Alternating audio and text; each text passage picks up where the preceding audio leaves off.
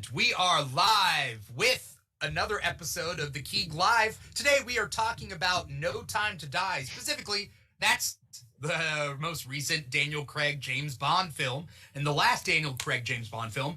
And today is an impromptu Keeg Live. It is a Tuesday, but we are going to get down to the nitty-gritty about James Bond, about Daniel Craig, about the whole franchise in general. And I definitely could not do this episode alone, not with my knowledge. So no, I've brought two James Bond aficionados with me. First up in the tux is Professor Steve Biggs. Steve, how you doing today?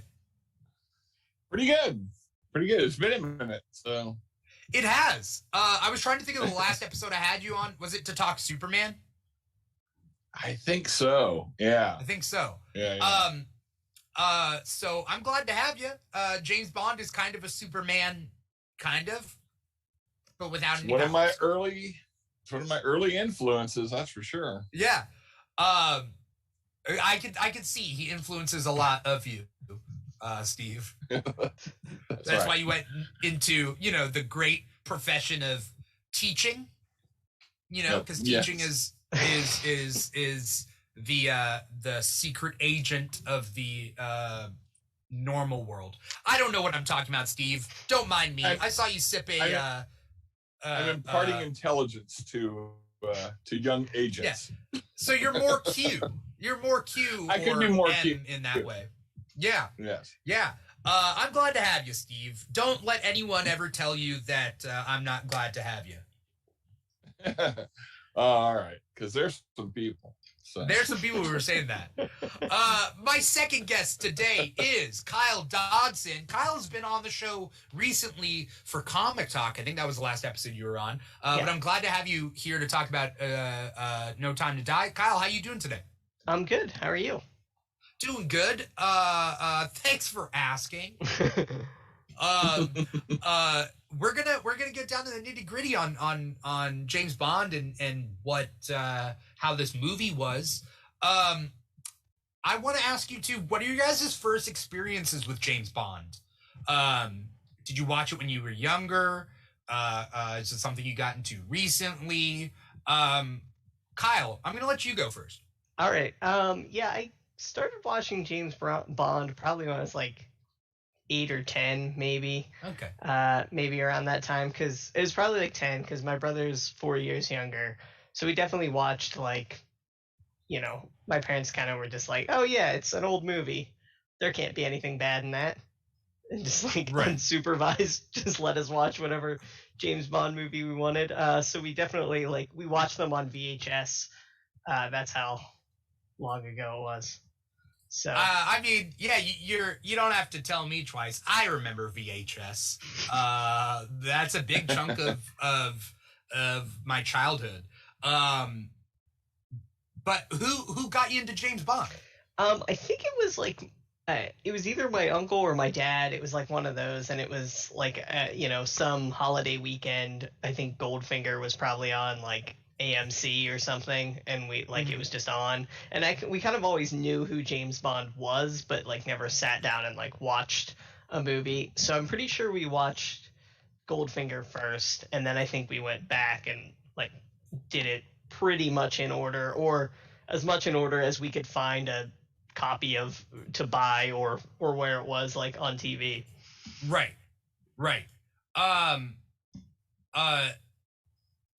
Okay. I'll get into influences in a little bit. I want to hear Steve's story. Steve, what's your experience with James Bond? So the first James Bond movie I saw it in the theater. First release was You Only Live Twice. That's what all this your is. Background is. Sorry to interrupt. Yes. For anyone out there watching us live, you're watching the live stream on multiple platforms, Facebook, Twitch, YouTube, and then volume.com/The Keeg Show. Volume's a new streaming platform. That's where we're streaming to. But if you're listening to this, you cannot see Steve's background. So we'll try to explain what's going on with Steve, like he's wearing a tuxedo right now. Yep. And he has And Only Live Twice in the background. I'm sitting in Blofeld's volcano lair. Yeah. So you're listening to the podcast wherever you get your podcasts. So either way, whatever way you digest us, we're trying to give you the full experience here. So sorry, Steve, go on. Yeah. So my dad, I think he had something to do. And so he dropped me off at a movie theater. You Only Live Twice was playing on a double feature with Wild Wild Planet, which as a 9-year-old, Wild Wild Planet was, what is this? And then You Only Live Twice started. And plus we came in the middle of Wild Wild Planet, which, by the way, look it up. It's crazy Italian sci-fi and it's nuts. But anyway, but then You Only Live Twice came on and I was hooked. And I think the year after they re-released Goldfinger and Thunderball as a double feature in theaters. And then I missed out. And so I was eating it up. Like, right, anytime they re-released the movies in theaters, I was like, I gotta go. But I missed On Her Majesty's Secret Service, which would have been the next, first run theater or first run movie. And I think that's because we lived in Corona, and that movie, notoriously did not get a lot of play in its first theatrical release. What year was that? Majesty's Secret Service. I want to say 1969. Yeah, I have the list up here because okay. I get confused as to the release order some of them, but yeah, that's 69. Okay. Yeah, and so then my next James Bond film was Diamonds Are Forever, and with Diamonds Are Forever, that kicked me off starting to read the books, and I was in junior high at the time. And then of course that was my first experience with, well, this is nothing like the movie. and it's true. Dr. No, From Russia with Love, Goldfinger, Thunderball, On Her Majesty's Secret Service, and then the Daniel Craig Casino Royale are really the only ones that have anything to do with the original novels. Every other one has been substantially changed. Some to the point of only using the title. Right. Spy Who Loved Me being a prime example there. But yeah, that just got me hooked. And needless to say, so I was going to the library and finding every James Bond book I could find. And as somebody who was just entering puberty, that was a little bit of a wild ride, and to the point where my math teacher saw, one of the omnibuses. I think it had like, From Russia with Love.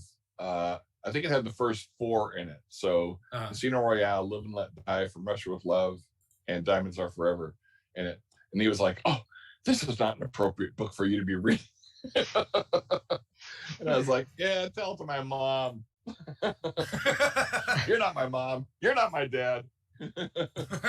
So yeah, and then that just got me hooked. And I have read every James Bond book that's been published, with the exception of the Young James Bond series, which, looking into that, it's been on my Amazon wish list for a while. I think I might actually crack that net pretty soon.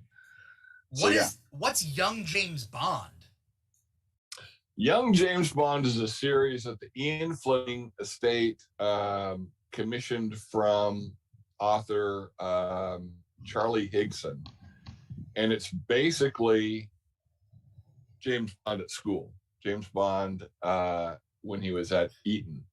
And is it super cheesy? I don't know. I've never read them. Oh. Okay. There are quite a few books in the series. And apparently they're period pieces, I think. So they're all set in the 40s and 50s, I think. Are they at all like James Bond Jr. from the 1990s? I was about to say. No. Okay. What's James Bond Jr.? That's a cartoon, right? It was a cartoon Yeah. that's like pretty racist looking from the 90s, and Oddjob looks like he's part of the Beastie Boys, like he was kicked out of the Beastie Boys. It's like a big gold chain that says OJ on it, which didn't age well, and like a cool fade. Oh, because Oddjob. Okay, yeah. Yeah, he has a sweater on. Okay. He's the Bill Cosby of evil henchmen. So James Bond Jr. looks, I think, is probably the exact same cell animation as Wheeler from Captain Planet. I'm pretty sure they're exactly the same. Which one's Wheeler from He's Captain? the fire one. He's got the okay. red hair and the jacket. Like he looks almost exactly the same. I'm gonna look up James Bond Jr. I wish I could. Oh yeah, he does, except with brown hair instead of. Yeah. Yep. Is he friends with Oddjob or anything, or is Oddjob a bad guy? Like. He's just the like only a bad thing guy. I know about that is that it exists. It's so weird. Okay. It's real bizarre. I just remember like seeing it like a handful of times as a kid. Huh. On reruns or whatever. Yeah. That's okay. So there James Bond as a franchise has been interesting. And I'm sure you guys have like a lot of you guys can answer a lot of the questions that I have about it. But basically, to preface, I have seen a handful of James Bond movies. Growing up, I knew that like my best friend liked James Bond, and he was telling me, he was like, yeah, in every movie James Bond has sex with these ladies, and I'm like, oh, so it's probably like this really adult thing. No wonder I'm not allowed to watch it or whatever. And then like later as a kid, my dad was like, oh yeah, I've seen like, I don't know whether he's seen all of them, but he saw like a bunch of them. And I think that comes from being from a Commonwealth country where like James Bond is like, you know, probably popular. And then I think he ended up he went to England once and he saw one of the movies in England and like whatever. So he's seen a good amount of the old ones. And I'm like, why didn't you watch it with me as a kid? And I still have yet to find out why he didn't watch that with me. But I feel like I could have gotten on this James Bond train a lot sooner and shared that with my dad if that was the case. But no, I mean, the first James Bond movie I saw was a Pierce Brosnan one. And that's when I watched with my friend. And the first James Bond movie that I saw in theaters was one of the Pierce Brosnan ones. It might be the one with Halle Berry. His final one. Die Another Day. Die Another Day. That's for sure the first one I saw in the theater. Yeah. Because I think I would have been like 10 when World Is Not Enough came out. So definitely it was in between that time period that we watched all of them. And like begged my mom to take us, and she was like, "This movie's terrible." Yeah. What came before Die Another Day? The World Is Not Enough. It's not enough. Yeah. Who's in Which that has one? Pierce Brosnan. Right. Yeah. It has Pierce Brosnan and Denise Richards. I believe. Okay. I watched that on TV. Her name is like And- Dr. Christmas something, so they could make a Christmas is coming joke. That's literally the only reason. It's yeah. Christmas Jones. That's her name. Yeah. Yeah. I remember because I went back and I watched some, the other like the Pierce Brosnan ones. But I mean, still to this day, I haven't gone back too deep into the. Well, because honestly, you know what turned me off? You know what turned me off of the old movies? I had watched the Pierce Brosnan ones on TV. I think TBS was having a marathon. And I was like, okay, I'm going to venture a little bit into the past.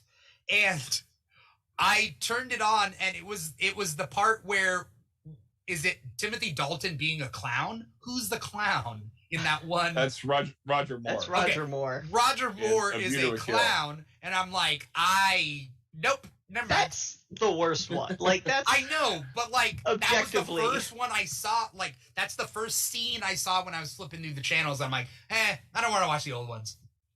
Nah, you got to watch them in release order. You got to watch Dr. No, From Russia with Love, Goldfinger, Thunderball, You Only Live Twice, Her Majesty's Secret Service, Diamonds I- Are Forever, Live and Let Die. Although Live and Let Die. My also only doesn't argument. age well. Yeah, no. And That's the books fair. certainly don't. Oh, woo, yeah. Ugh. Yeah, there's some surprising things in the book. I think the thing is, if no one ever saw a James Bond movie and just like knew about it, Yeah. I feel like, and maybe I'm a little biased because this is the one I started with, but I feel like Goldfinger has like all of the tropes in it, Okay.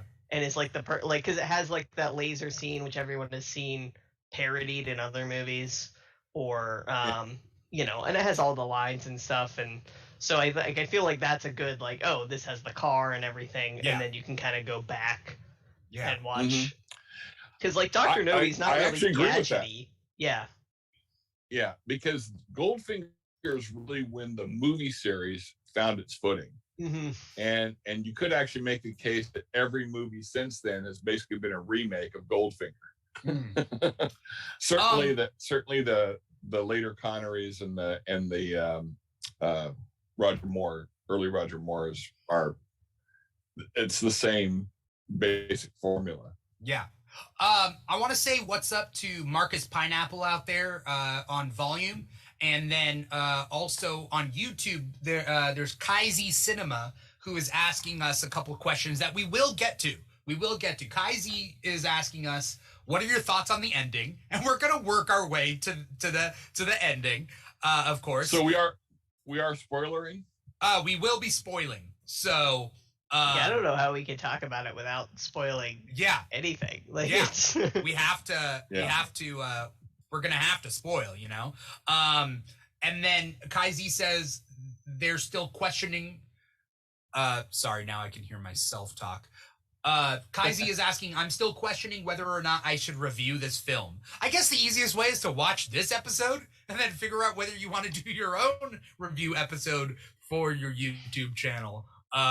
You know, we'll definitely get to the ending after we talk through this stuff.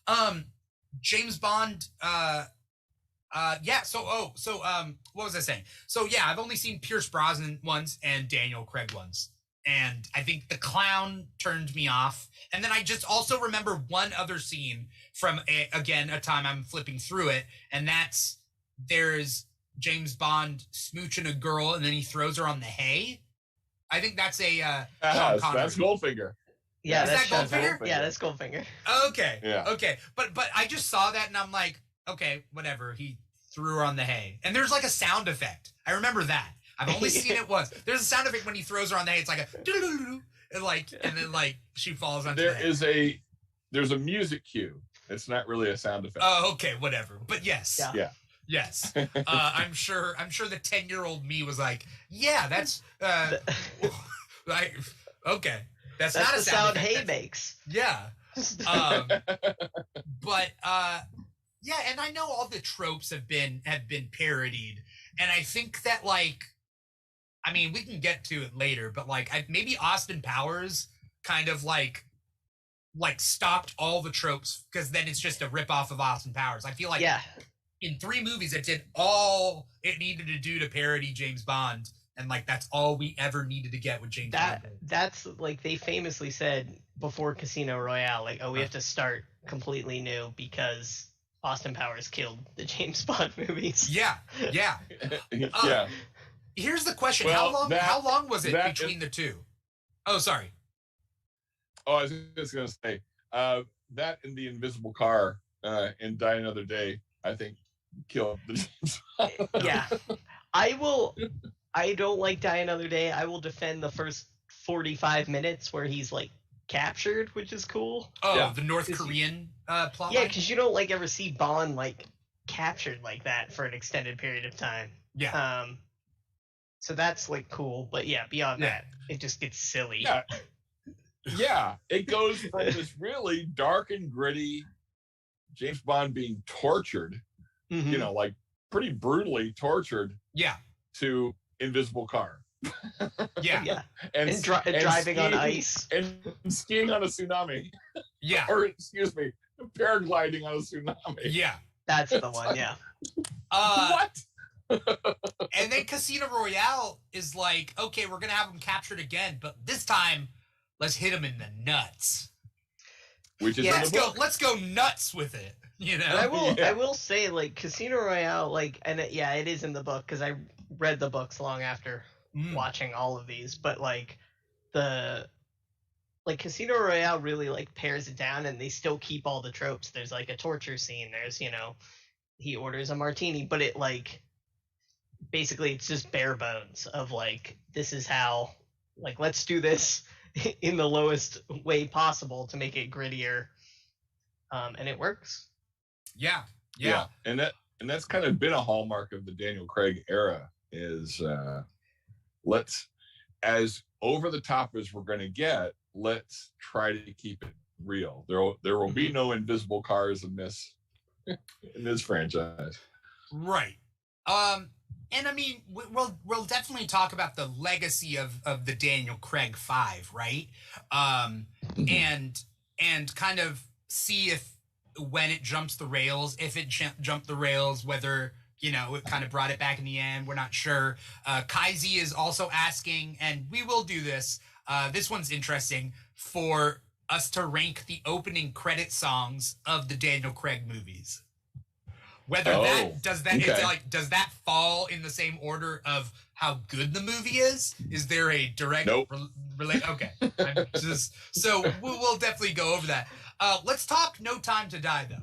Let's get down to the nitty gritty about this movie. Then we'll expand it a little bit into Daniel Craig 5, and then we will expand it to the James Bond franchise in general. So, No Time to Die, we knew going in that it's Daniel Craig's last movie, right? Has that ever happened before with another James Bond actor that we knew, or did they cancel their tenure after the movie came out? It's almost always been after. I mean, there were even talks of maybe getting Roger Moore to come back. Of course, Timothy Dalton's run was cut short because of finances and rights issues and all that kind of stuff. And wasn't the main reason they got Timothy Dalton is because they wanted Pierce Brosnan, but he was in whatever TV show, Remington Steele. Yeah. Remington Law is a person that I know in real life. Remington Steele. Shout out to Remington Law. Because they had a weird clause. They couldn't show. He couldn't be in anything else in a tuxedo. Oh. To basically prevent him from being James Bond or something. It was even more mundane than that. NBC wouldn't let him out of his contract. Gotcha. NBC wouldn't let him out of his contract. Yeah. How long did Remington Steele last? It's like 4 or 5 years, I want to say. I mean, that's a long time, though, right? Like, a good 2 movies would have come and gone at that point. Here's the sad part. So Remington Steele was pretty much done when Pierce Brosnan got approached. Okay. Him getting approached made NBC go, oh, maybe there's still life in this thing, because now Pierce Brosnan's got all this buzz about him being the next James Bond. So we'll keep making more, and therefore we won't let him out of his contract. Oh, yeah. Oh, so they extended the series? They extended the series because Brosnan was getting all the James Bond buzz, and then they wouldn't let him out of his contract. Once he was done with Remington Steele, he was able to do James Bond? Yeah, but by that time, Timothy Dalton was already in. Okay. And then United Artists, it was MGM UA was having a lot of financial issues, and they just couldn't finance another James Bond movie. Okay. And so the Broccoli's were running around looking for other investors, and it just took forever, and Dalton's run was kind of done. Okay. So that was another time when there was like this huge gap between the last Timothy Dalton movie and the first Pierce Brosnan movie, where there's no James Bond. What's the biggest gap? I think it's that one, and then because of the pandemic, it's tied with this one, which are both 6 years. Yeah. But obviously this one. Wait, what? Done. Wait, 6 years for what? So Spectre came out in 2015, and then No Time to Die came out in 2021. Did Spectre really come out that long ago? Holy Yeah. shit. Yeah. I didn't realize that. Okay. So, okay. Yeah. Which oddly makes Daniel Craig the longest running James Bond. Right. Because of that gap. Yeah. Okay. Wait, so what was the gap between Timothy Dalton and who's next? Pierce Brosnan? Yeah, it was Brosnan, 6 years. It was 89 to 95. Okay. How many years between Pierce Brosnan and Daniel Craig? 4. Only 4? Yeah. Yeah. Where was I? Because I could have sworn like is it Die Another Day? Was that the final? Yeah, Die Another Day and Casino Royale, yeah. Or only 4 years apart? Yep. I feel like I was a full-grown adult, but I was a kid when I saw the first, like, No Time to Die, or Die Another Day, and then I was a full-grown adult when Casino Royale came out. Yeah. I mean, I probably was. Holy shit. Yeah, it's 2006. Yeah. And then 2002. Okay. Yeah, I mean, I guess I was. I was a kid, and I was literally 18 years old. Also, the dumbest thing ever is that Casino Royale released in November of 2006. Why wouldn't you hold it for a few months and release it in 2007? Yes. The only time you're ever going to be able to do that. What is wrong with you?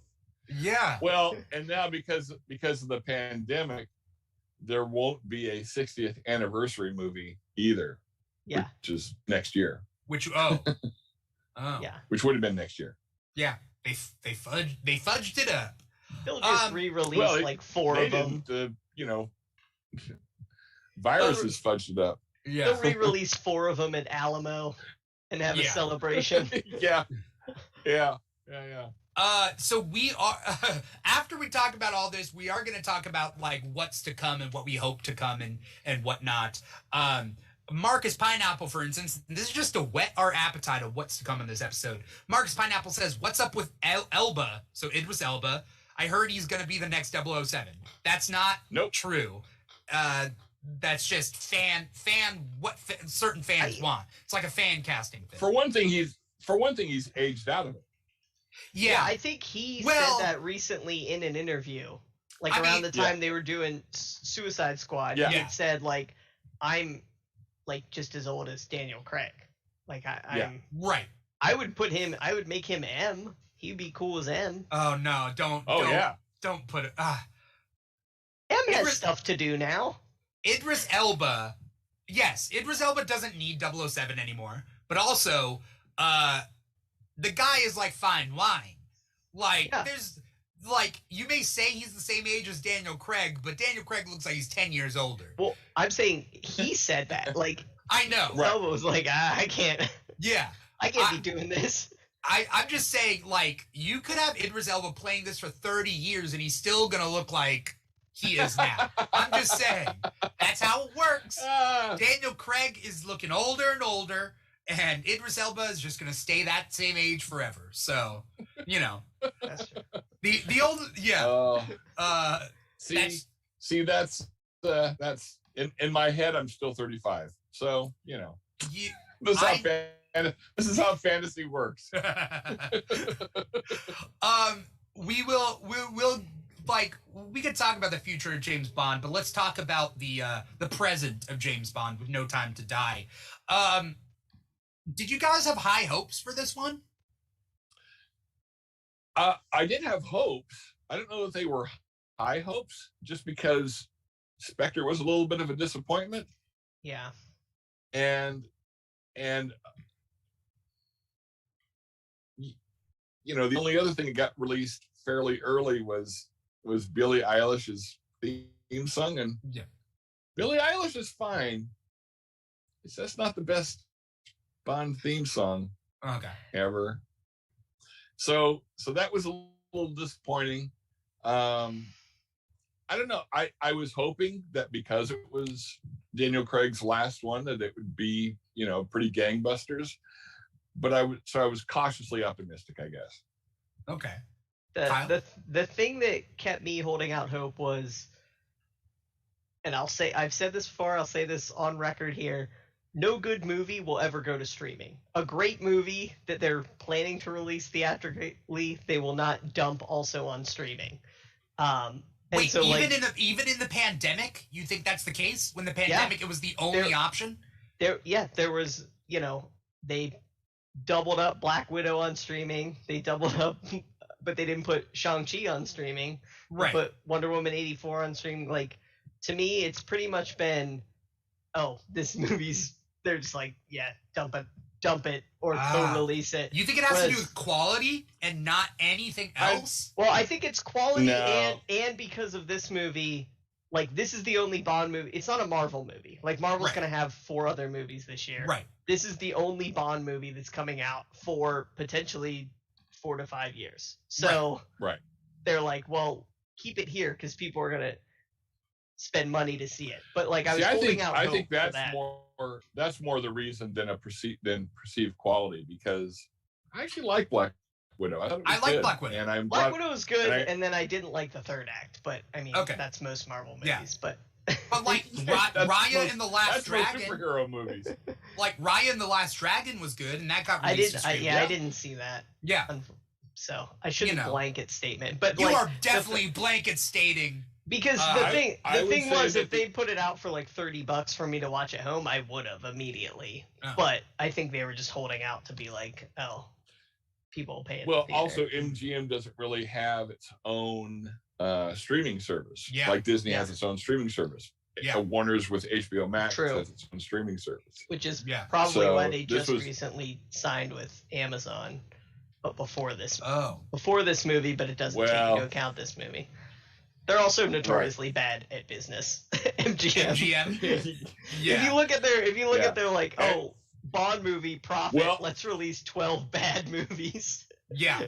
Yeah. Well, and again, there was that 6-year gap between Dalton and Brosnan because MGM didn't have any money. Yeah. Yeah, that seems to be like the thing. Yeah, they're just always like, hey, we might go bankrupt. It's like, you have James Bond. What are you doing? Right. Yeah. No. Okay. I have questions that I want to lead into or later, but no time to die. All right. Let's tackle this movie, and I'm not sure where to start. So if anyone has any ideas on how to start tackling this movie, because we can't hit the end.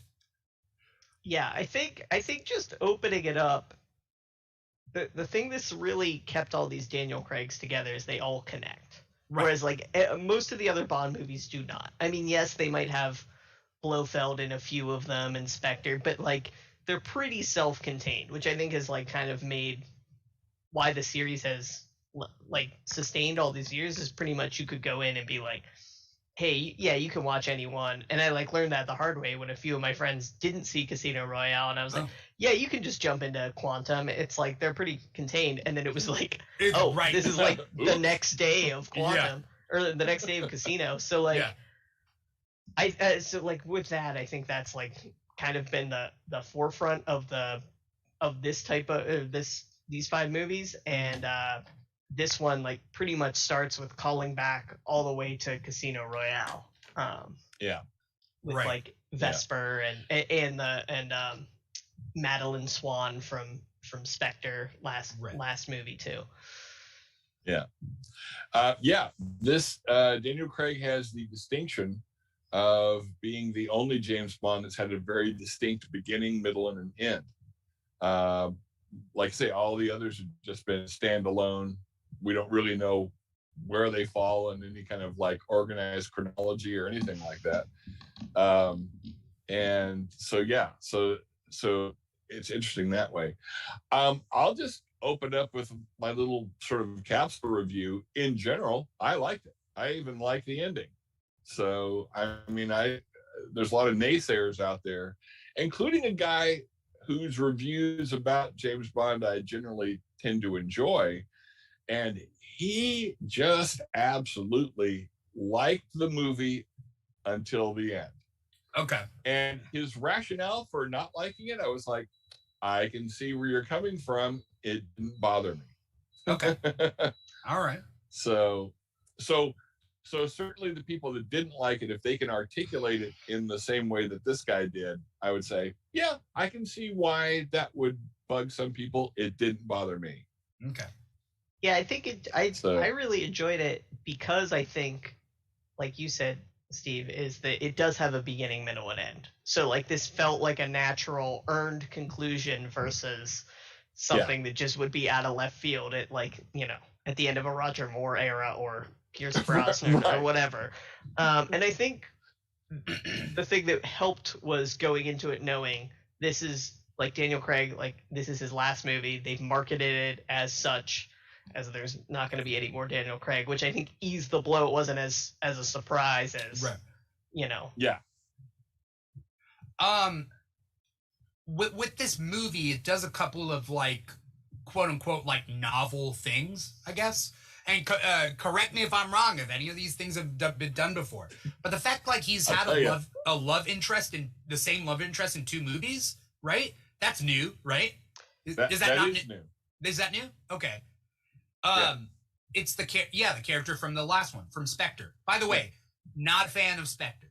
Like, same. So it's, you know, it's 2 movies. It's like they were like, hey, we want to film 2 movies, and Daniel Craig said no, and so they were like, well, let's put 2 scripts together. Right. That's what it feels like, and because there's definitely a middle stitching area of 2 ideas.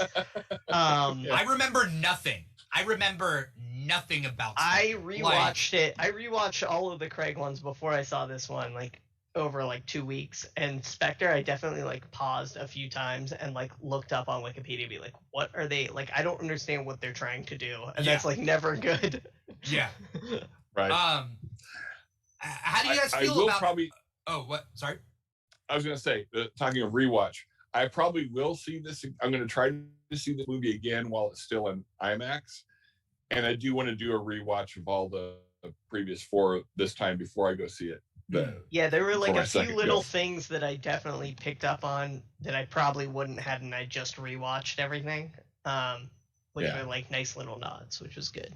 Yeah. Do you think it changes anything to have James Bond have a constant love interest? No. Well, again, what's nice about this Daniel Craig thing is that these 5 movies are basically one story. Right. And so to give him that kind of continuity, that kind of thing actually does happen a couple of times in the books. Tiffany Case from Diamonds Are Forever actually bleeds over into the next book, which I think is Dr. No. Wait, I've got them all right here.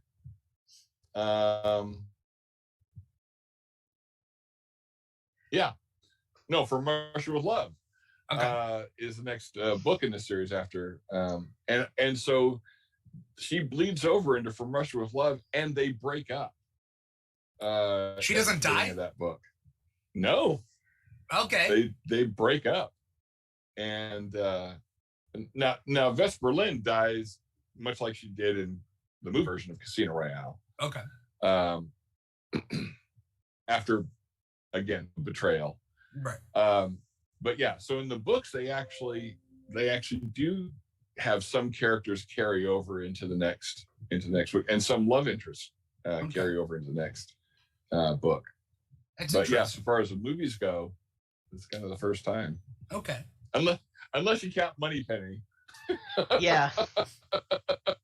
Which I will say with these movies, I like that we see in Skyfall Moneypenny in the field, but I like. Yeah. Part of me wishes we saw that more. Like I understand, but like they give her more to do in this movie, which I like. But yeah, like just make her a full-fledged agent with James Bond, you know? Right. Yeah. Moneypenny though, is there a reason why she goes from field to office, like desk job in Skyfall? In Skyfall, it's because she shoots, even though it's on the orders of M, she shoots James Bond. They think he's dead, and it doesn't stop the guy from getting what I call it the knock list, because it's the same thing from like 2 of the Mission Impossible movies that like has all the lists of all the agents. Oh yeah. That like leaks. So I think that's part of why she gets sat. But when they sat her, I kind of thought like, oh, we're gonna see her again in one of these other movies. But Yeah. we didn't. But originally she's always just been M's secretary, Right. M's assistant. Right. So, and then in Die Another Day, they make out in a dream sequence, right? Of her dream sequence. I think you're right. Her dream sequence. Yes, yeah. I remember that specifically. I have not seen Die Another Day other than the first like half of it since like 2002. Yeah. So I'll take your word for that. I also remember Rosamund Pike is in that. Yes. Which is the first time I ever saw her, and then she disappears for like 10, 15 years, pops back up, just like Gone Girl. It's meta. It's very meta.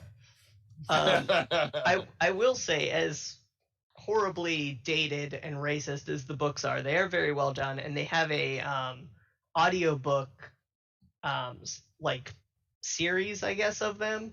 And Rosamund Pike reads Spy Who Loved Me. And they have like a different British person reading each one, because that one's told from the woman's point of view. Yeah. Which is interesting. Wait, what? Wait, a book is... Wait, which book? The Spy Who Loved Me. So, The Spy Who Loved Me, the spy is James Bond? Yeah. Yes. In that title, in the reference. Okay. This is all new to me. Okay. And again, Fleming hated that book. And he told the producers, he said, you can use the title and some character names if you want to, but please rewrite the story. It's a lot. It's kind of feminist, which is probably why he hated it. Who wrote it? Fleming. Oh, yeah. I think his issue was he didn't think he captured the female voice well enough. So it's like I'm sorry, I'm not good enough to capture the female voice, so I'm gonna write it from the male perspective and just kill off all the females from now on. I know in the books it's different. But you know. But that audiobook series is cool. I don't know the company that did it, but it's like David Tennant reads one and Tom Hiddleston reads one, nice. And so it's pretty cool. Oh. Who reads who reads Live and Let Die? Please let it be Idris Elba. I don't. Why? What happens in that? It's incredibly really racist. racist. Oh, okay. Okay. And I don't know that Ian Fleming himself would characterize himself as racist. It's just this generation, and him trying to write Caribbean black dialect is cringe worthy. It's just As a kid, I didn't know, but then I did a reread as an adult, and I was like, oh. Am I imagining something? Is there a scene where James Bond dresses as a Jamaican man in a movie? Am I imagining this? No, I think you're correct. I think that's Live and Let Die, the movie. I think it's definitely Roger Moore, because I know I've had that image. Does he wear dreads and then take the dreads off? Am I imagining this? I've seen this before too, so maybe it's a parody of something. Maybe. Yeah, I don't think it's Live and Let Die, but it may be another one that's set in the Caribbean. Is that which the one where Roger Moore runs across alligators? That's Live and Let Die. Okay. Not that one. I'm going to read out the comment. Kinnear is the one who reads the Live and Let Die book. I'm going to read out what that retro plant. Thank you so much for the follow on Volume. That retro plant says, "Shaken, not stirred, man." It's like, okay. Oh boy. So back to No Time to Die. Let's get through this and then we can talk about like all the other stuff. But basically, No Time to Die does a couple of interesting things as far as my knowledge, James Bond. Has there ever been another 007 that we've seen? No. So this is the first time.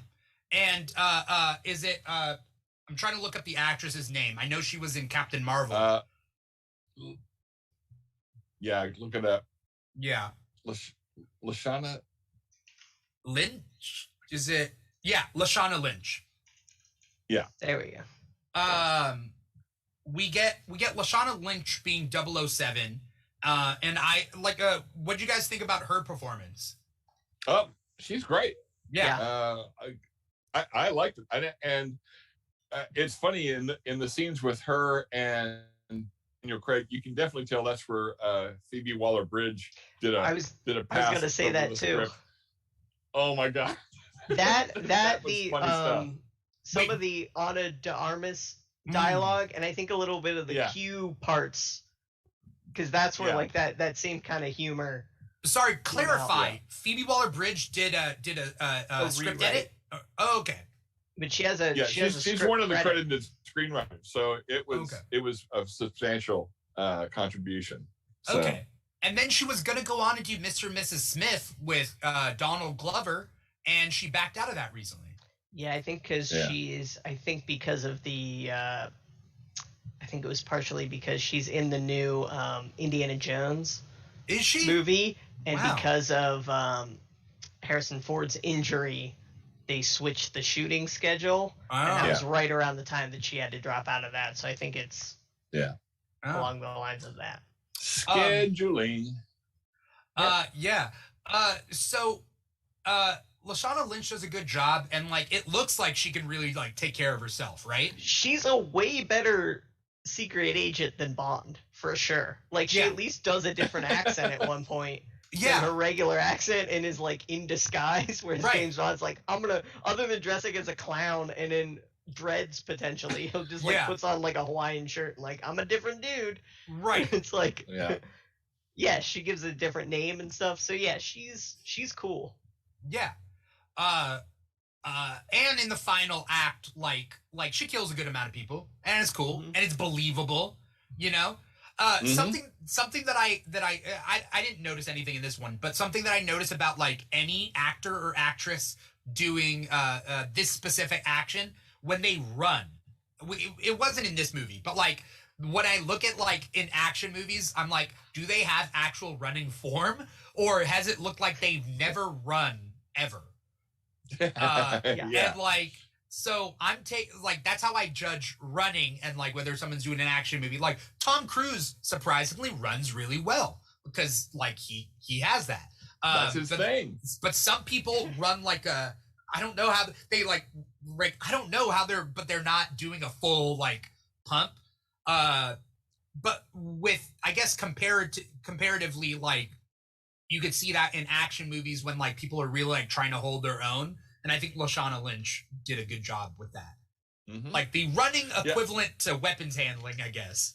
Or like, you know. Yeah. Famously, Roger Moore hated the way he looked when he ran, so he rarely did it. And he always tried to get the producers to put the running scenes in a long shot so his stunt double could do it. Oh, okay. Yeah, and he doesn't have a very good stunt double. He doesn't look like Roger Moore at all. It's just like whatever dude is free. Is that because they were running out of budget? Like, I think they were just lazy around that period of time. Are the errors in James Bond lazy because of budget reasons?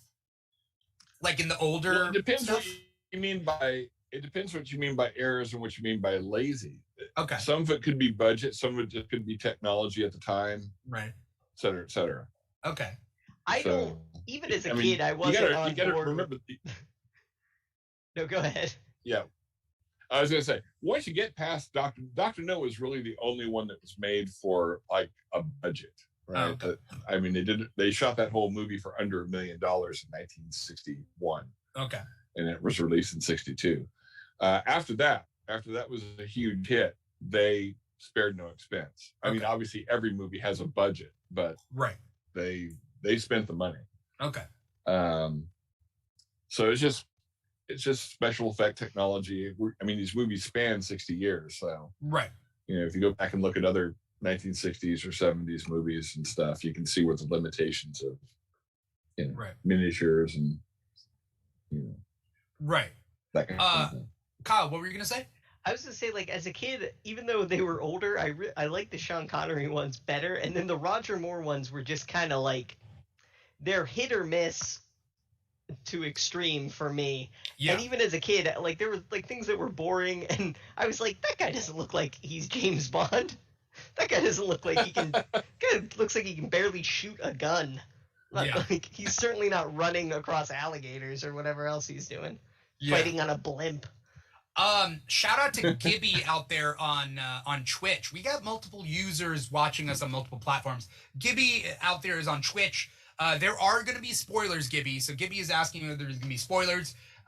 Gibby is planning to see it in IMAX. So yeah, definitely go see it in IMAX and then come afterwards and watch this episode and let us know what you think. Okay, so we're talking about budgets and blah blah blah blah blah. We're talking about running and whatever. Ana de Armas was surprisingly in very little of this movie, and they bill her like they like show her in the trailer, and like because I mean she's an up and comer, right? And they're like trying to really capitalize on that. She doesn't do much. Well, no, but that's kind of par for the course for the second Bond girl in a movie. Right. Lashana Lynch and Lea Seydoux are really the two main Bond girls in this movie. Yeah. And Ana de Armas actually fits the bill of being that third, either the second or third woman in a Bond movie that's in it for like 3 scenes and then, or 1 scene and then boom, you never see her again for the rest of the movie. Who has that been in other Daniel Craig movies? Has there been? I don't know. There's been a couple. They've usually gotten killed, but yeah, they usually get killed. That's what. Yeah, because Gemma Arterton in Casino Royale, Strawberry Fields or whatever her name is. What's her name? You know what I'm talking about? I don't remember. Yes, she is in. No, I think she's in Spectre. Yeah, she's in. She Inspector is no. Gemma Arterton's in Casino Royale, and then there's also that other lady who has a husband. She's in Casino Royale too, and she died. She dies and gets wrapped in a hamper. They both die. Yeah, that's right. And then I was thinking of Monica Bellucci in Spectre is like that too. They made such a big deal about she was the oldest Bond girl, right? Yeah, she's like. We're gonna kill her. And she's. I mean, they should make. No, I was gonna make a joke and then no, never mind. I was gonna make a joke about a James Bond title that was supposed to be positive, but then it could also be taken negative. And that is, and I'm just gonna say the joke. It was supposed to be positive for Monica Bellucci, and it was just gonna be 007. Age is just a number. But then I realized that could get taken in the negative in the other direction, and I'm like, nope. I thought it sounded. 007? Yeah. Oh no. All right. So I was trying to be empowering to Monica Bellucci, and it's. And you end up being a pedo. Yes. So moving on from that. So yeah, Ana de Armas, like she definitely kills it and steals the show in that scene. Right. And like I wanted to see more of her, but I feel like it's like one of those like if I did see more of her, I would kind of get annoyed with that character throughout. Yeah. So like I was happy the amount we saw and happy to be left wanting more and not having it. That being said, there's a part where she like gives him a cigar tube, and I thought like, oh, is that like a beacon or something? He's gonna open that. It's like something else, and she's gonna be able to like come save the day at some point. Yeah. But it's literally just a cigar for Felix Leiter. That's it. Like there's no nothing else. As Sigmund Freud said, sometimes a cigar is just a cigar. I thought they were like, if I didn't know any better, I was thinking they would set up for a spin-off. Like it just seemed like that type of character. Like it was like, let's see her in her adventure. Kind of like they were trying to do a spin-off of Jinx in and then everyone saw the movie. What's that? Then everyone saw the movie. And everybody saw the movie. Nope. they were building up, like Entertainment Weekly. I remember back in the day, like all those magazines were like, yes, Halle Berry is the next super spy. She's going to get her Jinx spinoff. There's going to be, you know, blah, blah, blah, blah, blah. And then the movie happened. I feel like on a I think it was the 1-2 punch of people actually saw Die Another Day and Catwoman came out. Yep. Yeah. That was right back to back almost for her, I think. Also, like, I don't know the way this movie ends. I don't know if they'll do the kind of tradition they started doing with Judi Dench, is like kind of carrying over the old crew necessarily, right? Because there's like a definitive end to this movie, right? So I don't know if they'll do that. But like when I was watching the movie, I thought that she might be like kind of the new Felix Leiter type character. Like she's works for the CIA. She'll pop in and out for like a mission, you know, here and there, right? Which I'd be cool with. Like that's like a natural succession, it seems like. Did the overall plot of the movie make sense to you guys? It does until the third act. Yeah, and even then, it still makes sense if you don't mind that there's no, like, the evil villain has no expressed motivation for doing what he's about to do. And I feel like a lot of these movies have kind of done that to a degree of being like, like their motivation is that of the Joker in The Dark Knight. It's like, oh, it's just chaos. Like, I'm in this world, I'm just gonna create chaos, which is like fine in one movie, but in like 4 in a row, you're just like, okay. It didn't bother me as much in this one because it was like everything else is so complex that it was like simple. Like, I'm developing a weapon that can kill anyone based on their DNA, and I'm gonna sell it to someone. Like, that's his plot. Yeah. So I was like, okay, that's okay, I guess. The one reviewer that I was talking about, he was like, part of me seems like he was doing the I'm going to reduce the world population thing, but then Avengers Endgame came out. They're like, yeah, that's the same exact motivation. Maybe we should take a real that line out of our pandemic. movie. Like a real pandemic happened. I will say there was part of me that cringed when a character named Q described getting an injection and nanobots taking over your blood so the government could kill whoever they wanted. And I was like, oh, that's a little bit too on the nose. Yeah. Yep. Oh well. Timing. Yeah. So yeah. For the most part, yeah, I thought that the movie made complete sense, but we don't really get much of a explanation for the villain's motivations. And I think too, one of the key parts we were missing, and it's like inferenced at, but when what is his name? Safin? Like, that's the other thing. Like, you don't know anyone's name. Safin. Yeah. Safin. When he is at the beginning where it's with Madeline Swan when she's younger and he saves her, like, I feel like he needed to like have his mask ripped off by her so we can see like, oh, it's also a kid her age. Right. Because it seems like he's an adult and then he's still just the same age as an adult. Right. 20 years later. Yeah. Like, it was a weird, just like show us him being a kid and it's like kind of a twist, like, oh, that's just a child sort of thing. Or just show a quick flashback of him at that scene taking off the mask. Exactly. Then you show that he's younger. Because that did confuse me. I'm like, is he supposed to be 10 years older than her? Yeah. That doesn't make any sense. How old is she in real life, I wonder? Léa Seydoux? Yeah. Only there was some sort 36. Is she really? But she doesn't look it. No, she doesn't. But she does look the same age as Rami Malek. He's 40, I guess. So yeah. So I mean, they look like they're the same age, but he also in looks real like, life or in the movie. In the movie, I don't know how old they are. No, but like in real life, I would say Rami Malek looks younger than she does. Yeah, he's older. Oh, I know. He's 40. He's 40. Yeah. and she's 36 in real life. But I think when you look at him, he looks younger than her in real life. See, Yeah, but younger I or don't think he same looks age. younger but- than her in the movie.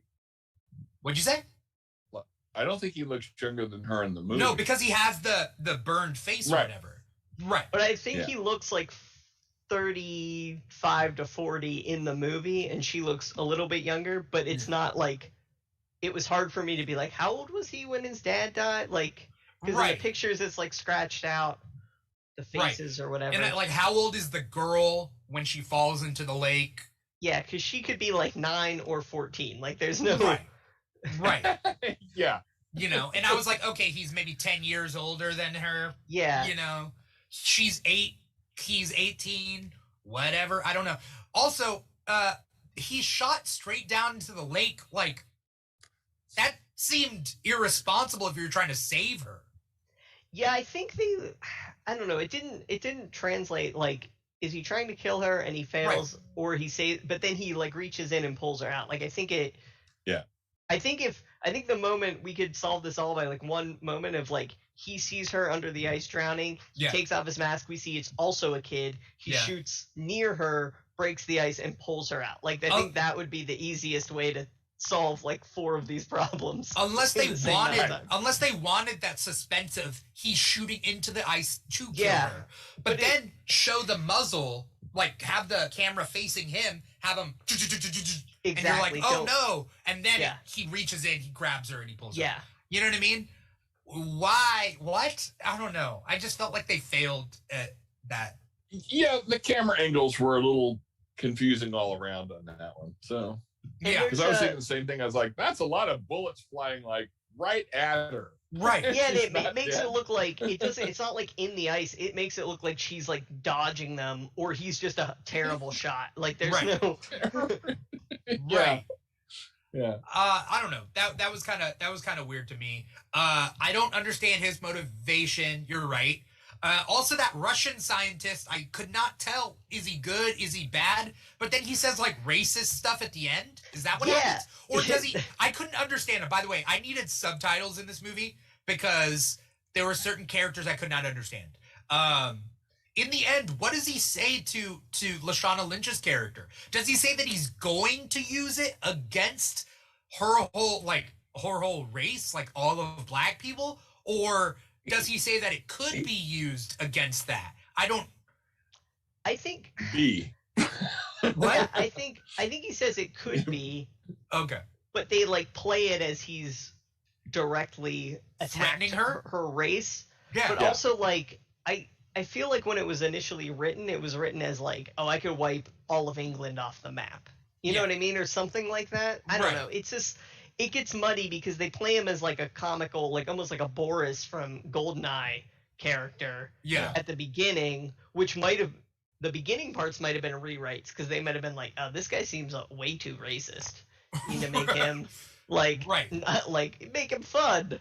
And then they just don't change the one line at the end. Like it was, I don't know. It was just a weird. But see but that really didn't bother me because we see the whole time he always makes the wrong choice. That's true. Right. He he takes the gun to Nash, right? He has a choice of kicking it to Bond or Nash, and he kicks it to Nash. So this guy's a bad guy.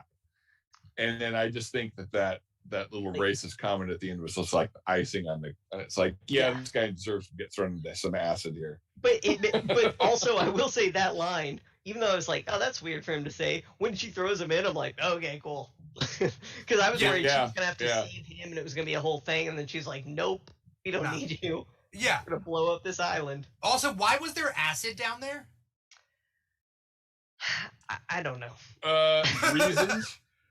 Okay. The thing that I feel like because we need to, because as they say on pitch meeting, because I need that guy to dissolve in acid. Yeah.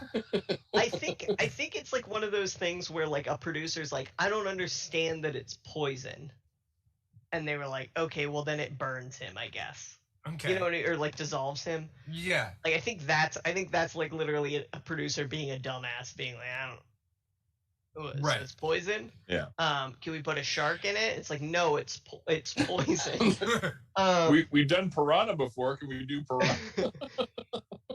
But I also think that we're missing a part, and this might be in a deleted scene. It might be just my own headcanon of like some of the explanation, but where Safin basically says like his dad had this like garden of like poisonous plants, basically, or just plants in general.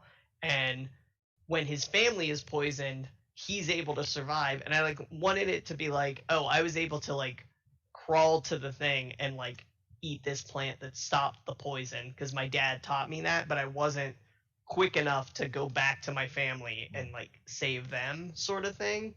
So like like it felt like it was like some sort of guilt, and like because of this garden he was able to like save himself, but they never explicitly said that, which is weird. Yeah. Yeah. They just allude to it slightly. Yeah. How did you guys feel about Christoph Waltz? I like him better in this. Yeah. This is a comment that I made on one of my Facebook threads that in general, I like Christoph Waltz in just about everything. Yeah. And I thought his more reserved take on Blofeld was interesting. I'm not a big fan of the retcon of him being Bond's adopted brother. It's like, well, what's the point? What really is the point of that? What do we add to that dynamic by doing that? Do we really add anything? I don't think so. The issue, of course, has always been, and this is why there is a movie called Quantum of Solace and not Spectre of Solace, is that the Eon Productions only recently regained the rights to use Blofeld and Spectre. Oh. And unfortunately, it came right at the end of Daniel Craig's tenure as Bond. Uh-huh. So I would have liked to see more of Waltz's Blofeld, but we just got the 2 movies. So, you know. Yeah, and I think that's part of why Spectre's so like wedged together of like, we have this script we really like that connects to the other 2, but we just got this, so like jam this in wherever you can. Yeah. And it's just like the escalation of the movies makes sense until Spectre, in terms of like Bond gets like a little bit of gadgets, he has like this car, you know, and then Spectre suddenly, you know, like 2 movies previous, he was getting hit in the nuts with like a metal ball, and in Spectre they're like drilling into his ear canal with like a laser. It's like a crazy like increase. Is it because like Skyfall was supposed to be his last one, then Spectre was supposed to be his last one, then No Time to Die is his last one? I think that's part of it. Yeah, it's because they really couldn't plan. Like I say, it's just a whole bunch of like behind the scenes stuff. Is Daniel Craig going to keep playing James Bond? He keeps saying he's tired of it after every movie. Oh no, we gave him another wheelbarrow full of showbiz money, and he was like, yeah, okay. We just got the rights back to Blofeld and Spectre, so let's use them, right? And do we have a story that utilizes them well? We could.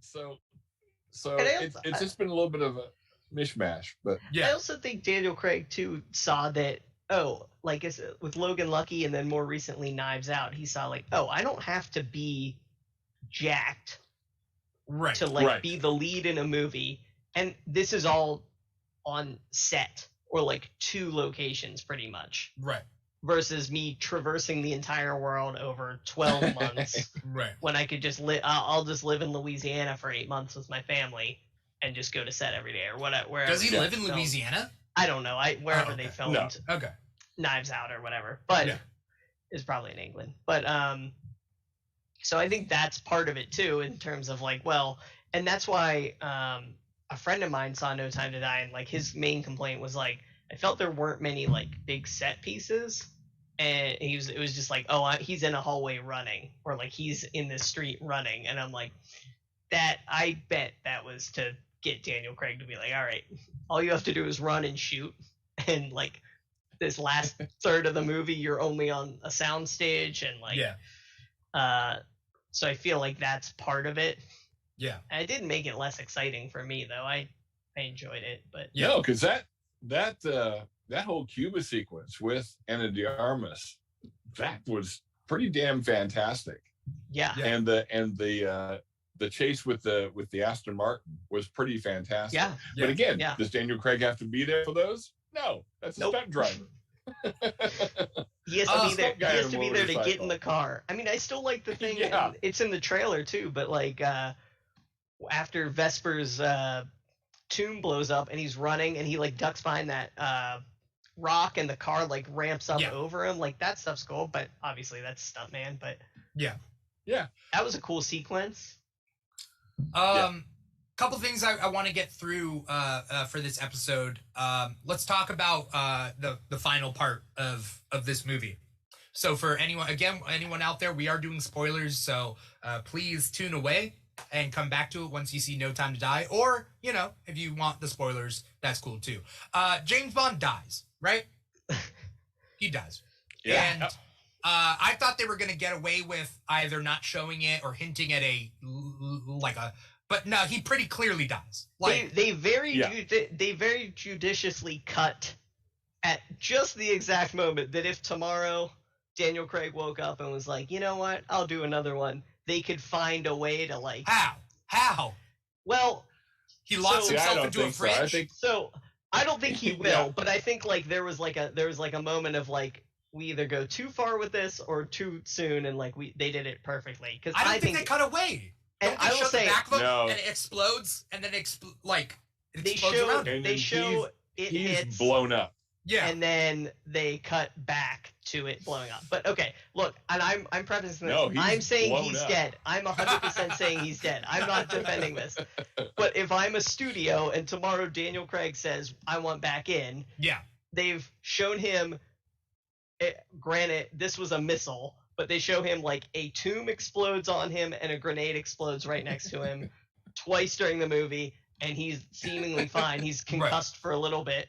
So they've already planted that. They already say that like, oh hey, if the missiles can't get into this thing, this is an old World War II bunker that the missiles are meant to bounce off of it. So like you need to open these things for the missiles to get inside. So like if he's blown down into one of those, I'm not saying he was. I'm not saying. But, like, if that's how the next movie started. I mean, the last Halloween ended with Michael Myers clearly dying and being on fire. Yeah. And that's true. On Friday, I'm seeing him be alive for a whole movie. I mean, come on. Like, that's... that's just more of a... You could technically write any character out of or into any situation, but does it make sense? Either way, I get what you're saying. Yeah. A writer could. Because I'm thinking about it now. Yeah. Right?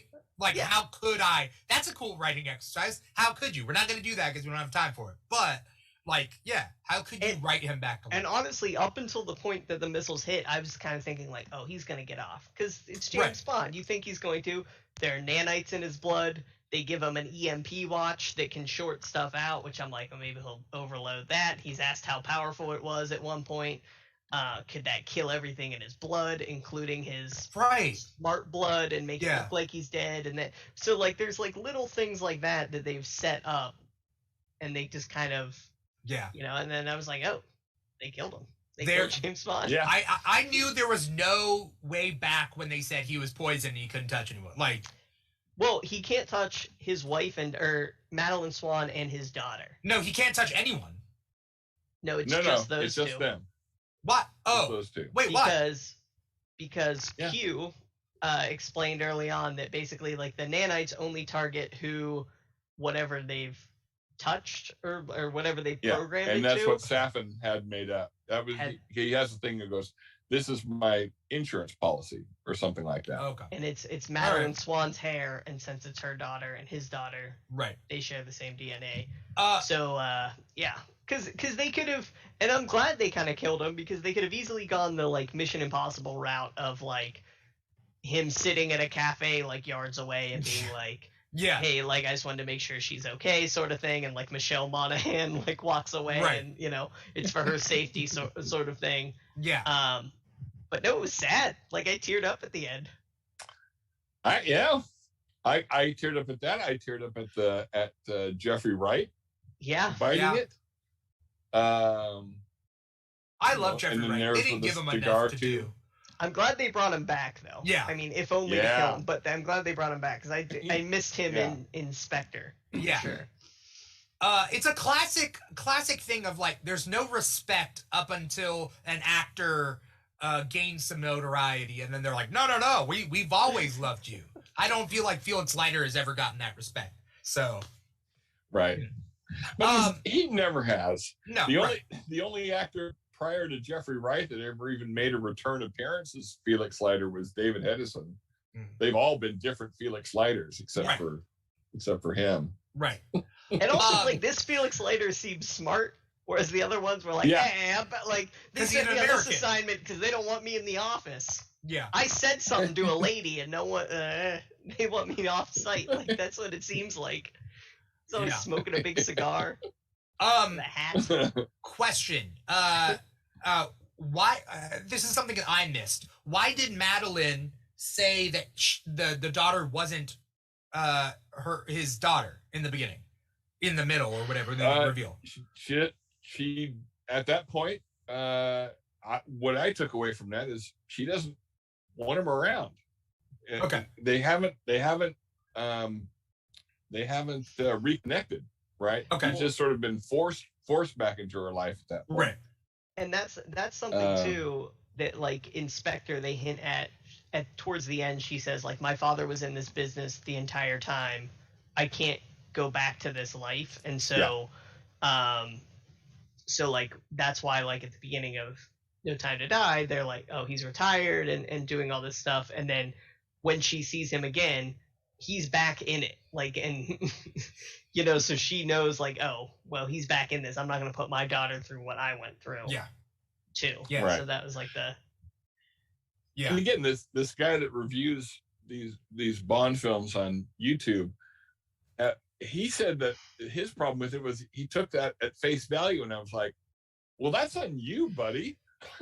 when he puts her on the train and she touches her stomach, and then it immediately says 5 years later, I'm like, well, she has a kid. Yeah. Like, I've seen Right. another movie before. Yeah, exactly. And so he said, "Don't worry, it's not yours." I mean, I was thinking, I think everyone in the audience, but that guy, was like, "Come on." And her eyes. You're lying. I don't know how they cast that kid who could act and looked pretty much like both of them combined. Like, she has crazy blue eyes. Now, whether that's some digital enhancement or not, I don't know. But like, her eyes look exactly like Daniel Craig's. Yeah, it wouldn't surprise me that they did a lift from Yeah. his eyes and then Color digitally matched. imposed them on hers. But they did it wrong. But she's also a good actor in it. She's not. She has your eyes, kind of. Yeah. She has one Well, of your the eyes, color, and it yeah, kind of rolls around a little. But she was a great actor too. Like, Yeah. in those Yeah, the really scenes good that she little needed kid to do. Yeah. Let's talk about how this ranks, because I really want to get to these rankings with the James Bond movies. I mean, we've pretty much touched on everything about No Time to Die. Kyle, did you say whether you liked it or not? No, I think I did, but no, I really enjoyed it. I really liked it a lot. Okay. Let's see what you guys think about how it matches up with Daniel Craig movies. What's your guys' order for the 5? Like, what's the best out of the 5? I still really like Casino Royale, personally. Yeah, it's a close one with my first and my second, but I think Casino Royale is my favorite out of those 5. Just because, I feel like, too, they're able to make a card game seem tense. Yeah. And that's a very hard thing to do. Yeah. In a lot of movies. Yeah. Yeah. What's your guys' second? Mine is probably Skyfall. Mine is Skyfall. I was gonna say that's mine too. Like they're both they're both tens to me, but like Casino just edges it out a little bit. Okay. Yes. I remember I saw Sky. I mean, I've seen all of these in theaters. Oh no, except for Spectre. I didn't see Spectre in theaters. But I saw Skyfall. Oh, see, that's the problem. Was that the problem? Skyfall. It's way easier to fall asleep at home than at the theater. I had to work to fall asleep at the theater. Yeah. I was bored with Spectre, but yes. Okay, no. So we're going 1, 2. What's number 3? Probably this one. Yeah, I was gonna say for me, it's probably this one. I used to I would give this like an 8.5 or a 9 for like a few nitpicky things, but for the for the most part, it's really on par, and I feel like with more viewings, I'll like it even more. Yeah, and I think that it could have been a worse send-off. Like sometimes these send-offs are not good at all, and like Dark Knight Rises, pure trash. I wouldn't say pure trash. I don't like that movie at all. There are some cool things in it, but for the most part, Dark Knight Rises is not good. And so okay, we agree on our top 3. Now the question is the bottom 2.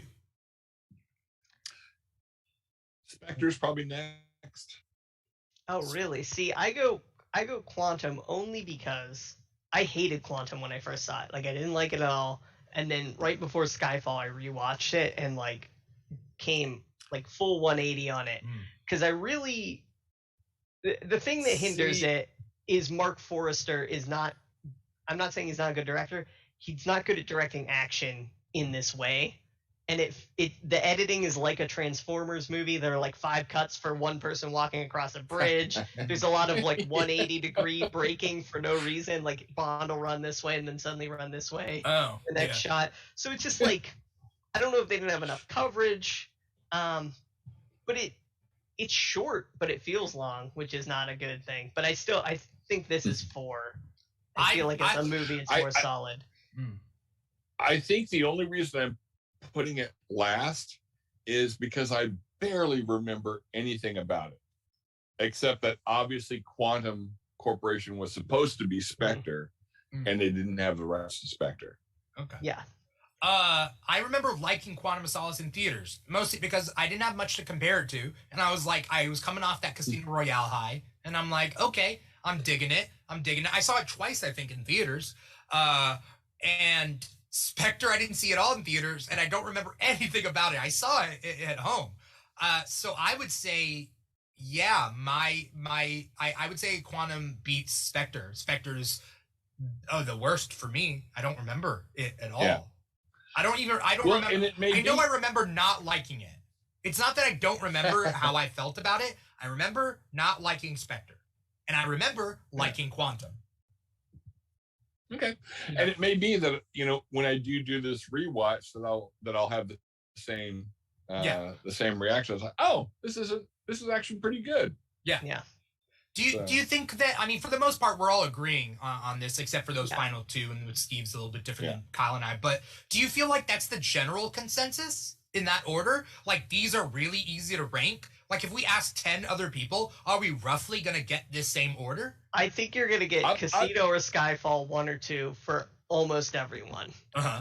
And then I feel like the only reason people won't like No Time to Die is because James Bond dies at the end. Like I think that's the only thing.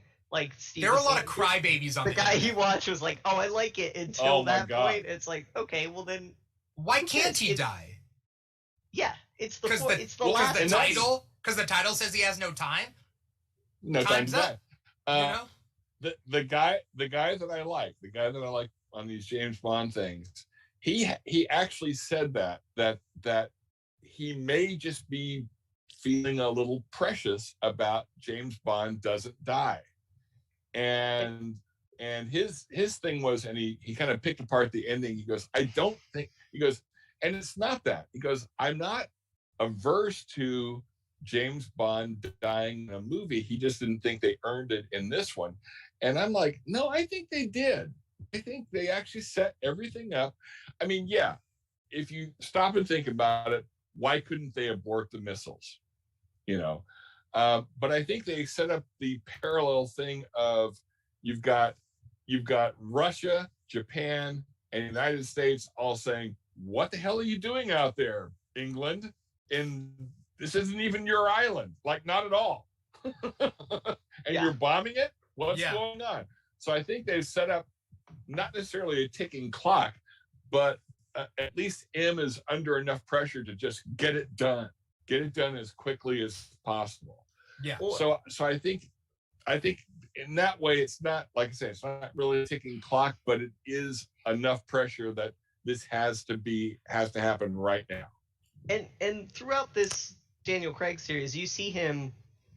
He's, a young guy. He falls in love with one woman, like a singular person, which he didn't think was possible. She betrays him, and then he basically spends the next 3 or 4 movies trying to find someone else that he can trust. And then that at the beginning of this movie, that trust is broken, and then he comes around. And he's able to love 2 people, which are his Madeline Swan and then his daughter. Yeah. And then he also just doesn't get to really spend any time with them because it's taken away. Right. Yeah, it's like classic tragedy story.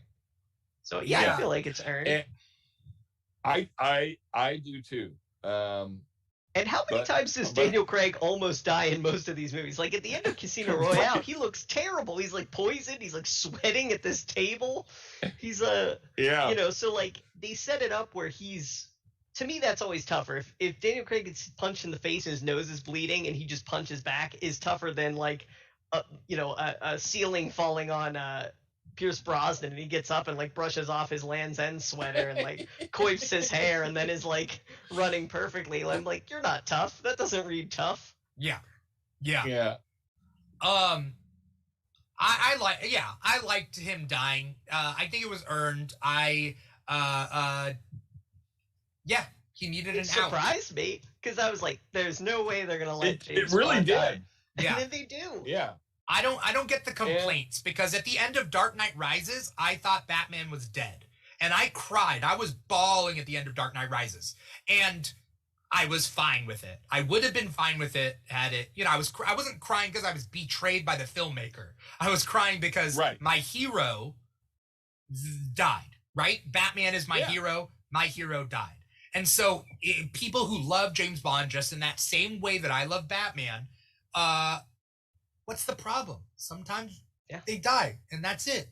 What are you going to do? Yeah. And again, and I think I've mentioned it before. I think that's the unique thing about these Daniel Craig movies. We see his origin. He has a few adventures in the middle, and we see what in real life probably would happen to James Bond at some point. Yeah. Time's up. Yeah. Yeah. You've been shot. You've been blown up. You've been knocked down the thing. Right. And now these missiles are coming and there's nothing you can do about it. Yeah. Time is up. And it's a more satisfying close to the chapter than just, okay, there's a new James Bond. In a lot of these, it's just abrupt. Now there's a new okay. Yeah. Couple things I want to go over before we have to call it. I do want to talk. I don't know enough about the opening sequences, so if you guys do have a ranking of the opening sequences of the Daniel Craig ones, let me know because I have nothing to add to that. Do you guys have a favorite? At least a favorite opening sequence from these Daniel Craig ones? Are you talking about the title sequence? Yeah. Sorry. The opening credit songs. Yeah. That's what Kaisi Cinema on YouTube asked for. I like them all except Spectre, and then No Time to Die is okay, but I liked it better when I saw the titles with it than hearing it on its own. Yeah. Okay. I think the Spectre one sucks. I don't remember the Spectre one. Yeah. Who did them all? Do you guys know? The writings on the wall. Yeah, Casino Royale is Chris Cornell. Okay. Yeah. Which is awesome. It rocks. It's called You Know My Name. Quantum of Solace is Jack White with Alicia Keys, and that's called Another Way to Die, and that one also kicks ass. Then Skyfall is by Adele, and that is I remember that. That's the first one that feels like an old school James Bond movie. Yeah. Then they follow that up with A Disappointment by Sam Smith called Writings on the Wall. Uh-huh. That he boasts that they boast that they wrote it in 20 minutes, and I'm like, don't say that, because that's what it sounds like. And then No Time to Die. No Time to Die is Billie Eilish and her brother Phineas, and she performs it, and it's fine. It's better than the previous one, and it fits with the title. It's certainly better than Sam Smith, but it's not great. It's not. I would have gotten Adele or Lady Gaga back. Like, can you do that? Yeah. Adele or get Lady Gaga to do it. Can you repeat? Have they ever repeated? Oh, Shirley Bassey's done 3, and she almost had one for Quantum of Solace. Yeah. Okay. But those first 2 really kick ass, and they go with the flow of the movies. Which one? Cool. Casino Royale and Quantum of Solace? Yeah. And then Skyfall's great because it's just like Skyfall. End of that movie. I remember. For me being an old school Bond guy, Skyfall is that was a great choice. Like Adele's like the modern equivalent of that. At the end of that movie, they kind of go back to the old school, like how it looks with the M's office, and they're just handing paper files. So it's like it's a cool tie-in to like that. Where so then I guess to close up the whole thing, I mean, we already kind of talked about the James Bond franchise as a whole or earlier. Where is it going? What can we do? When can we expect? I feel like because MGM, they only have like one big moneymaker. That's James Bond, right? Like there's another one I can't remember. Tom and Jerry. They have Rocky. They have Rocky. Okay. They have. Oh, do they do the Creed movies? Yeah. Okay. So they've got that. But that one's almost over. Like they've already had 2 Creed movies, you know? Yeah. Yeah. What are they gonna do? A Clubber Lang nephew? Like. Yeah. Yeah. So we'll see. I think the acquisition by Amazon kind of changes things up quite a bit. I almost feel like they might keep MGM. Like they're buying the logo to put in front of James Bond and Rocky. Okay. And Tom and Jerry? Yeah. They own Tom and Jerry, right? I think Warner Brothers owns it now. I don't know. Yeah. Back in the 80s, when Ted Turner bought MGM, he basically sold the old catalog to Warner Brothers, which is why Wizard of Oz is now a Warner Brothers joint and Gone with the Wind. Yeah, and because Tom and Jerry were Hanna-Barbera very early, so they kind of lumped that in with the other Hanna-Barbera cartoons that Warner Brothers already owned. Yeah. Okay. So basically what MGM owns now are all the old United Artists properties, which James Bond used to be a United Artists property. And so was Rocky. And Amazon owns all of them. I'm looking it up right now. Amazon owns all of that now. Yeah. Yeah. So which is kind of going to be awesome to watch all the Bonds on one streaming platform and not be like jumping around and trying to like buy an expensive DVD of You Only Live Twice or whatever. Yeah. So part of me is like, okay, you got 25 movies over almost 60 years. Bond isn't the trendsetter anymore. James Bond movies broke the mold so far as action movies go. James Bond created the action movie genre. Yeah. I think Mission Impossible has that torch now. Mission Impossible and the Bourne movies. Yeah, but Bourne's kind of done. Mission Impossible keeps going. Yeah. And so James Bond's been playing catch up. I mean, he's been playing catch up since Moonraker, right?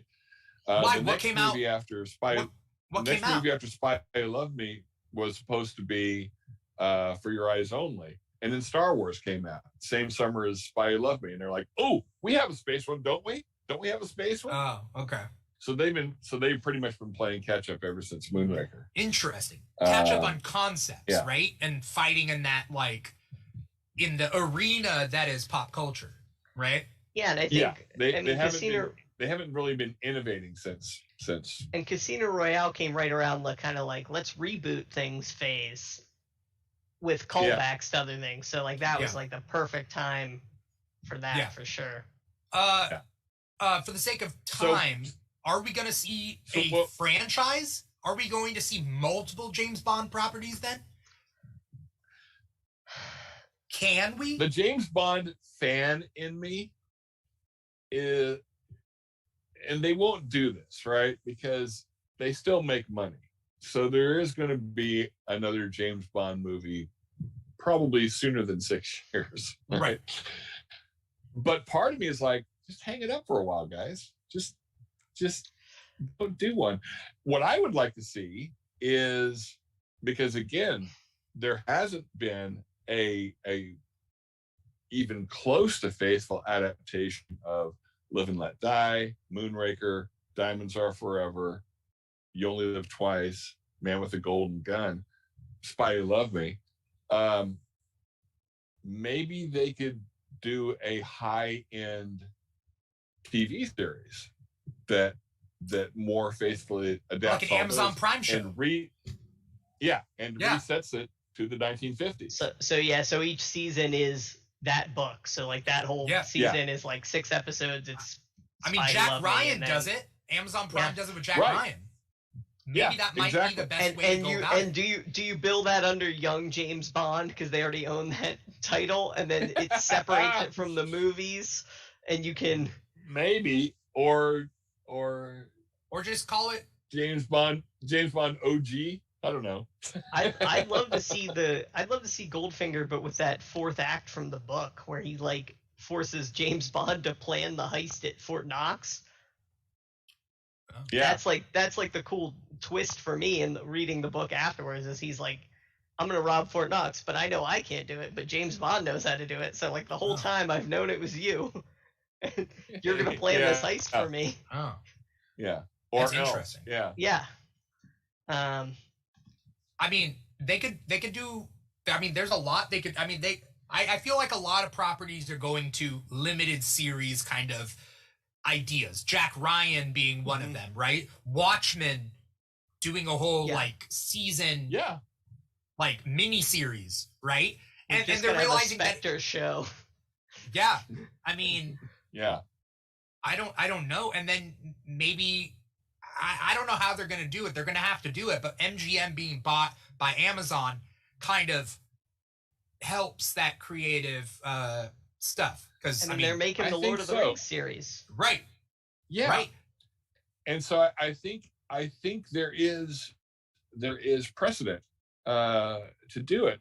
And the one cool thing about readapting the books is that you would get to make M and Moneypenny and Bill Tanner and Q more fleshed out characters. Yeah, maybe. Yeah, and again, and have female characters bleed over from Diamonds Are Forever into From Russia with Love, and because that's the kind of the fun thing about the books is, and this is again what one of the commenters talked about with Casino Royale into Quantum of Solace, is usually in the books, like after Vesper dies in the book, James Bond doesn't go into a rage, he goes into a depressive funk that M kind of has to kick him in the ass about.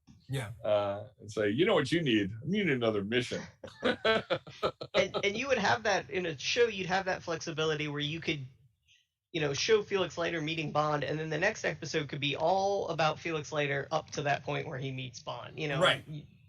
Yeah. Flesh it out that way.